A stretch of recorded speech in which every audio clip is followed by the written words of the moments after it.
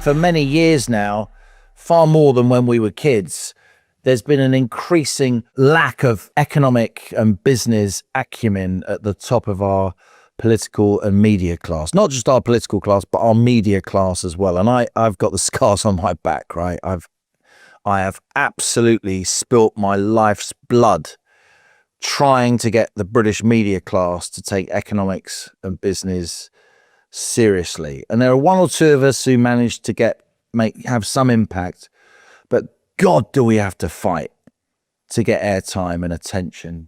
Newsrooms are filled with people. Nothing wrong with a humanities degree. I read a few books myself, but filled with people who don't only not know anything about economics and business, they wear it as a badge of honor that they don't want to know anything about economics and business. And that spills over into our political class as well. The media that we consumed as kids, Brendan, whether it was, the business sections of the Sunday papers that were absolutely chock full of insights, of reports about particular companies, the program that we saw on the television, not least the BBC, the Money Programme, Working Lunch, all these kind of, major documentaries on economics and business. All that's now completely gone. Our TV executives seem to think that a business program is lots of people dressing up, dragging carry-on luggage and saying you're fired to each other. Nothing to do with business at all. It's utter bollocks. Sorry, but it is. So you've got this anti-commercial sense at the top of our economics and business class, as if numbers don't matter, as if finance doesn't matter. Now, I don't want to come across as, somebody who's over pecuniary, some desiccated calculating machine, in the great phrase of John Maynard Keynes. And just as a brackets there, let me just pay tribute to my dear departed friend, Professor Lord Robert Skidelsky, the great biographer of Keynes. And it was one of the honours of my life to work closely on that biography with Robert. But I don't want to come across as somebody that's just fixated on the numbers and financial markets, because I'm absolutely not. And anybody that knows anything about me will tell you that. But we are now ignoring financial markets to the point way beyond irresponsibility. It is reckless, absolutely reckless. Now, there are people in the House of Commons who are really getting their heads around what's happening.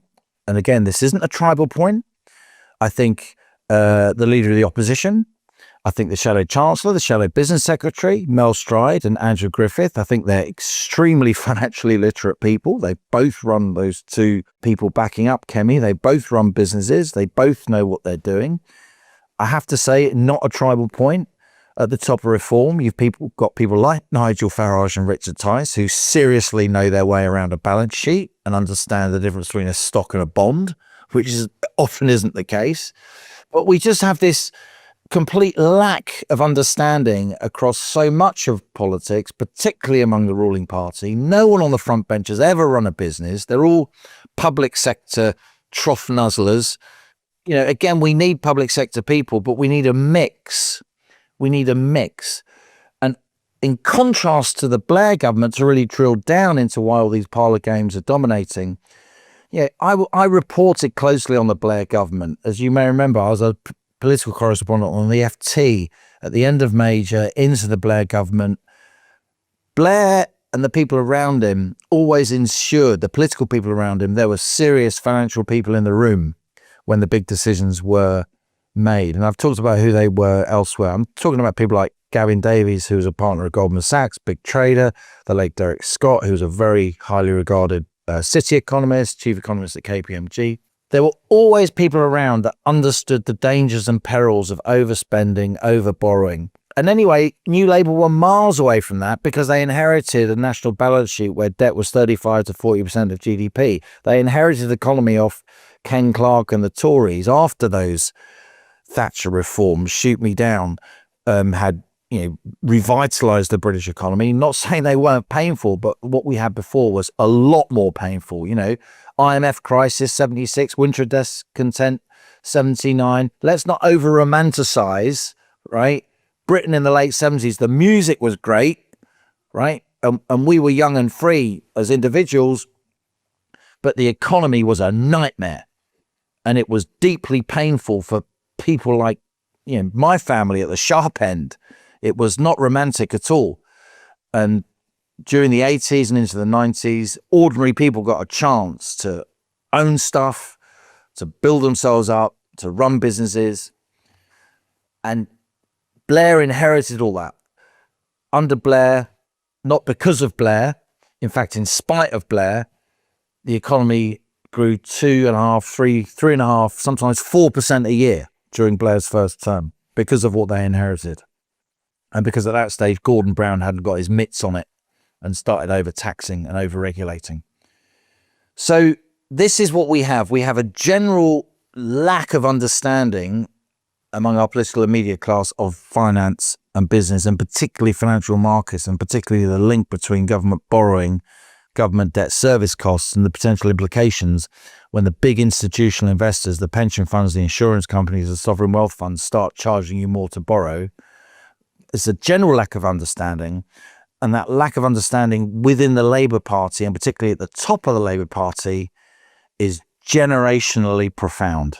I think that's really well put. And I often think I'm not someone who knows the economic side of issues as well, nearly as well as you do, which is why I follow your work, so I can get a better sense of what's happening.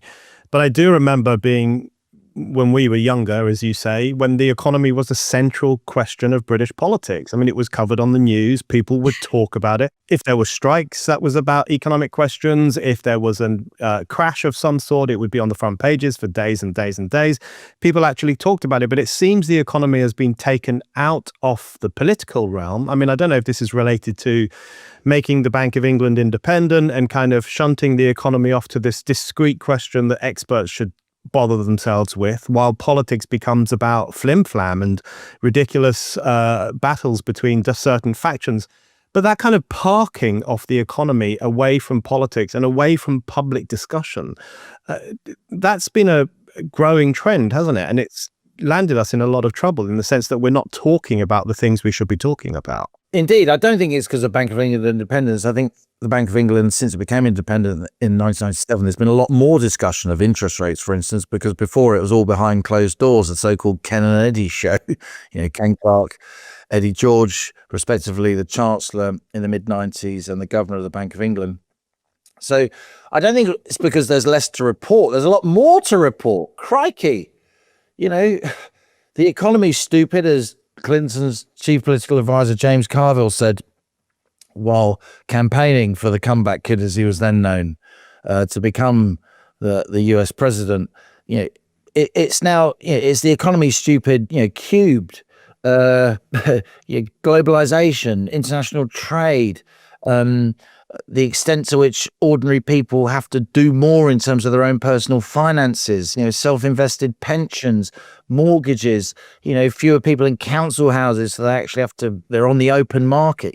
There are people around. You have to hand it to the likes of Martin Lewis, who has, really made a few quid for himself and tried to popularize personal finance. Even he has trouble with his tremendous communication skills. There are a few of us trying to get stuff out there, but it is very, very, very difficult. I'm very, very proud of the Telegraph. I think we still have a meaty, decent business section, and yet, in terms of the numbers of people reporting, no disrespect to any of them, I think they do a fantastic job. There's so many fewer reporters now just covering business than we had when I started writing my column there. 25 years ago, even than 5 or 10 years ago. The Observer hasn't got a business section, it just closed it down. The Sunday Times is still hanging in there. So there's very little media focusing on this stuff, even though society needs it even more. Why?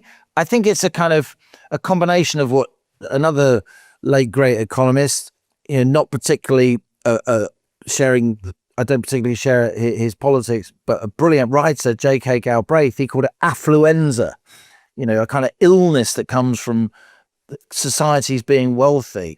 And when, and the media itself is so now unrepresentative of ordinary people, plenty more women, plenty more brown people on screen, fantastic, bring it on. But as we've become more kind of more kind of gender and racially diverse, we've become socio-economically far less diverse in terms of our media. There's a lot of people from very, very wealthy backgrounds in the media. Only they can afford to be there.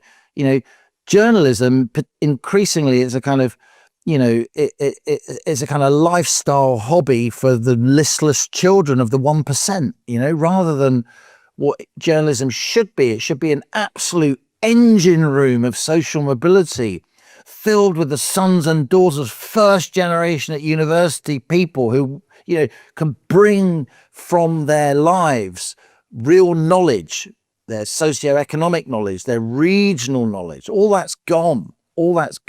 And that really, really matters. And I'm afraid, a few bungs here from the BBC for local papers, get out of the way. All the free stuff you're providing is killing the market for news. And again, I'm not an enemy of the BBC. I want the BBC to do well. That's a different conversation. Anyone wants to just Google my name, BBC. You can read stuff that's out there. But it is a kind of cultural shift in the media, a cultural shift in our politics. The fact that we've been doing pretty well for a number of years, a kind of overemphasizing of feelings over facts.